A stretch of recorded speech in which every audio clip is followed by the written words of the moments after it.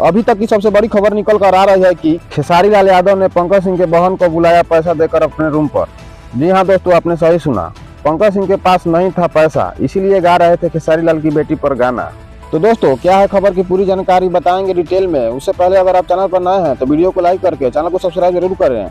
तो दोस्तों, जानकारी के लिए आपको बता दूं कि खेसारी लाल यादव फिर से आए थे लाइव में उनका कहना था कि पंकज सिंह, तुम्हें जितना पैसा चाहिए मैं दूंगा, सिर्फ तुम अपनी बहन को मेरे पास भेज दो और मेरी बेटी के ऊपर गंदा गाना बंद कर दो। जी हाँ दोस्तों, आपने सही सुना। तो दोस्तों, अभी एक और एक्साइटेड न्यूज आ रही है कि अभी जो कुछ भी आपने सुना वो एक फेक न्यूज है। इस वीडियो को बनाने का मकसद पंकज सिंह को सबक सिखाना है कि क्या गुजरती है जब कोई अपनी फैमिली के ऊपर गंदी गाना और गंदी न्यूज बनाता है। तो दोस्तों, यदि आप भी खेसारी लाल यादव के फैंस हैं तो बताइए पंकज सिंह ने सही किया या गलत। तो दोस्तों, यही थी खबर की पूरी जानकारी। उम्मीद है आपको अच्छी लगी होगी। तो दोस्तों, जुड़े रहिए एक्साइटेड भोजपुरी न्यूज के साथ। मिलती रहेगी आपको पल पल की खबरें।